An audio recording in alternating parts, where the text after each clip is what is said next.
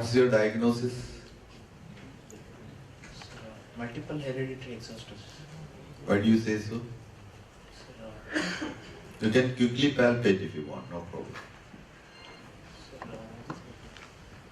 In the epiphyseal region, there are multiple swellings all over the body. Epivertebral body.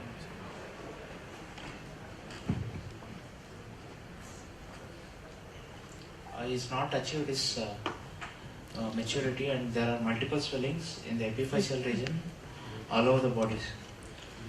Before giving your diagnosis, you can ask one question to the patient. What do you want to ask? Since when is this swelling?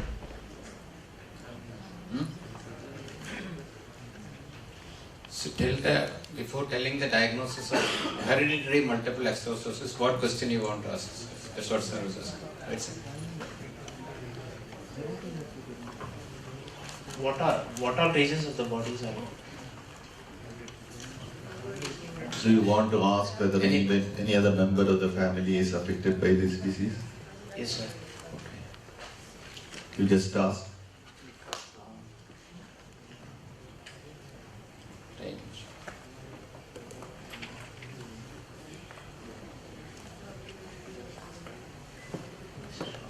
Sister is affected. Sister is having. What is the mode of inheritance in this disease?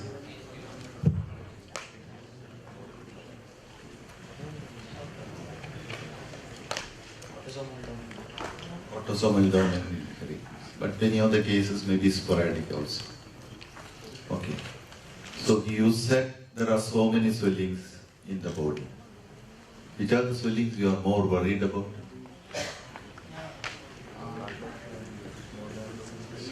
Swellings in the hands, which are causing the deformities.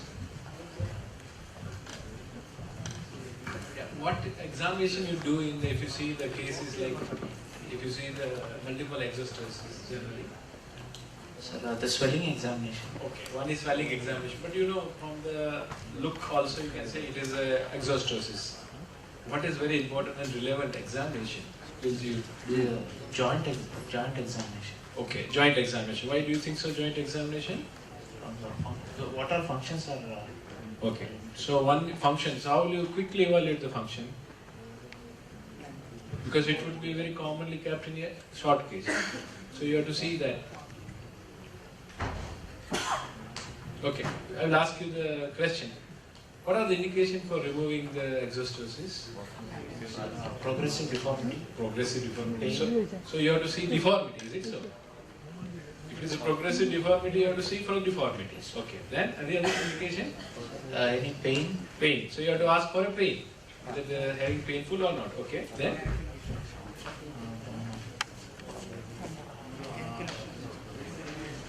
pressure symptoms. So you have to check about the pressure symptoms. What pressure symptoms?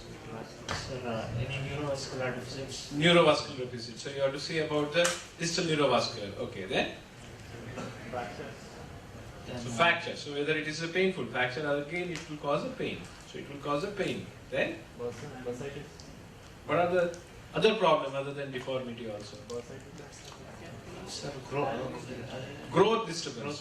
Growth disturbance. How do you know the growth disturbance? It can lead to the valgus varus or it can lead to the lengthening, shortening. Very common to have the where two bones will cause the problem. Which two bone will cause the problem? Very common to have common sites is there. Which is the common site for osteochondroma? lower end of femur. Lower end of femur, proximal end of tibia, and an upper limb is Distal end of humerus. distal end of ulna. So it is distal end of ulna. What can lead to the distal end of ulna? DRUJ. It can, anybody? Yes, it can lead to the wrist deformity, it can lead to the shortening of ulna. When there is a shortening of ulna, what will happen? Radius will be longer or shorter? It would be Longer. So what is there? We can see easily on the lateral aspect of the just proximal forearm. The radial head is very commonly come out. So it will go for the wrist deformity, it can lead to the elbow deformity. You can see it is going for the cubitus varus also. You can see about that radial head has come out also. That's very common to have. Okay, so you can check about the supination and pronation. Okay, and the least, but very common, you ask in exam, it turn out to be in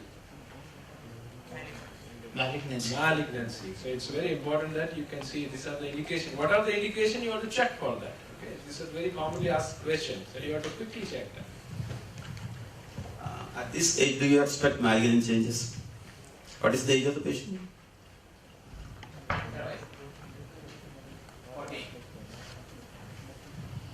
Where is common to have the malignancy? Which particularly osteochondroma can lead to the malignancy and what age? So it's very common to ask in the adult also. It will be there. Father also will be kept. Sometimes father also will be kept also. These are the generalized things you need to check that. Sister is also having. Yeah. Malignancy usually occur only after the skeletal maturity, usually. Axial or peripheral. Which is more prone? Peripherals. Which is more prone for malignancy? Axial. Axial.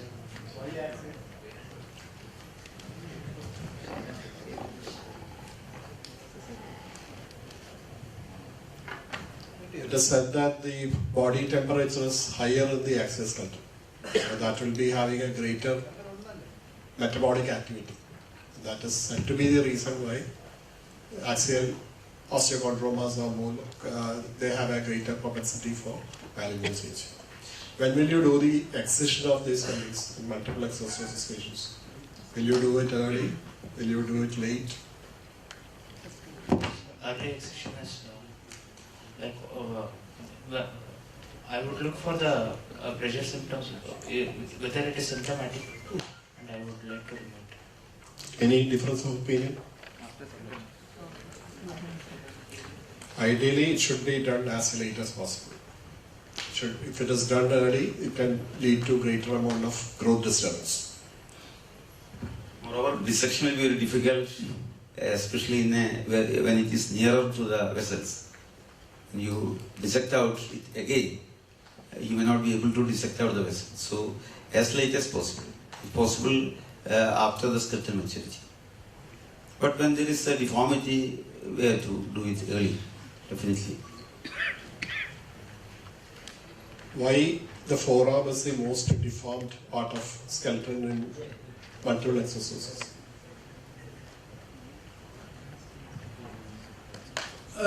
My dear boy, you've been asked to see this as a spotter.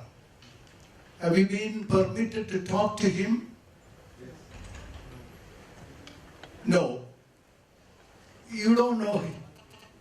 One question, that was the family. Have you actually gone to your diagnosis or clinical impression was the hereditary exostosis? Can you tell what made you to say this is a case of hereditary exostosis? What is a hereditary exostosis? Which runs in families. Hmm? The disease which runs in families. Mm-hmm. And the more family members will be So, affected. when do you call multiple exostosis? Hereditary exostosis, sometimes also referred as diaphyseal or metaphyseal achalasis. When do you say that? When there are multiple swellings over the body, and when similar complaints are present in a family, and it is causing problems like. No, incomplete answer. So he told you that his father also has got. True, good. That is an important point.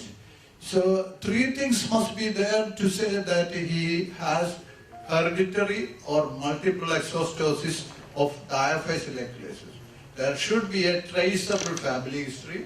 The patient should have multiple exostosis, and the patient should have stunting of growth or growth arrests.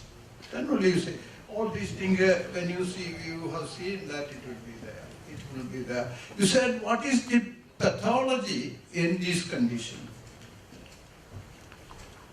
Aberrant growth plate. Aberrant? Aberrant growth plates. Growth plate is aberrant. So it should produce what? When you say aberrant, it means it's not normally functioning. Yes. So all his sides where are swelling, the growth plate is aberrant. Then why didn't you say this is a manifestation of achondroplasia, which is a condition which is affecting the growth plate potential for growth? What made you to say this is if it is a growth plate problem? What is the fundamental pathology in multiple or solitary exostosis or osteochondroma? Where is the pathology? In the epiphysis. In the metaphysis. So you are changing because of the prompting coming from. So these are things which you are going to perpetuate to the next generation as a teacher. If you don't learn today and know only how to chop off the osteochondroma, you will never be doing justice to the medical education. So change of attitude.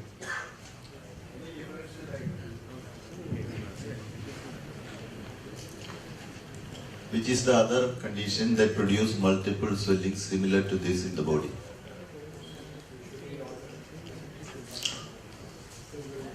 I am saying this is a case of Olier's disease or multiple enchondromatosis. How will you clinically distinguish between the two?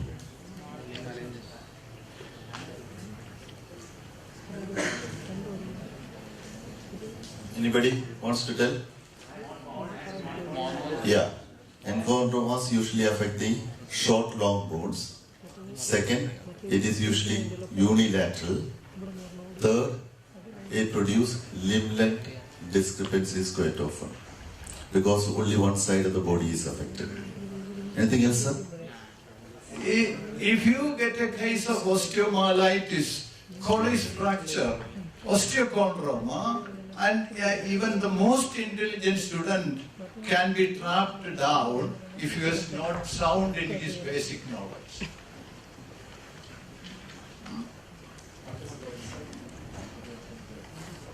What is lead's sign?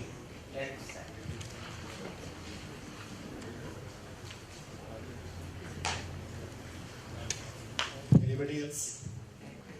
What is lead's sign in osteochondroma?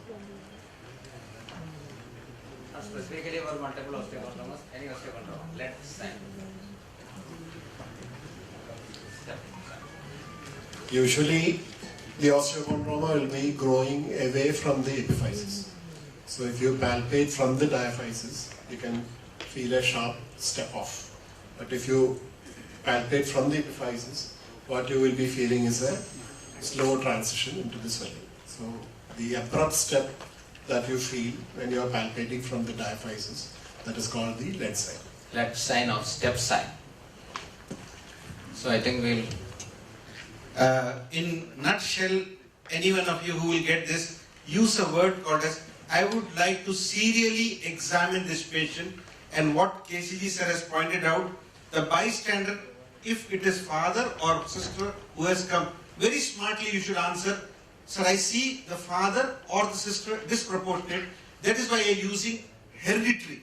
The word hereditary which you use is to be very specifically added on. Multiple exostoses, you have not even examined the patient, only saw the patient. So say that I would like to palpate all the swellings from top to bottom. Just screw your hand on top. During examination, whenever you see such patient, try to roll your hand from top to bottom like that. At least do that particular clinical judgment that you have examined all the appendages of the patient to say it is multiple. Second, you have seen the bystander to say hereditary. Exostoses, of course, like what has been told to you. And anything which you have to substantiate, when would you like to operate? Sir, I would like to do a serial examination of this child and keep the child in follow-up. Pain is not always the only symptom for which you should operate.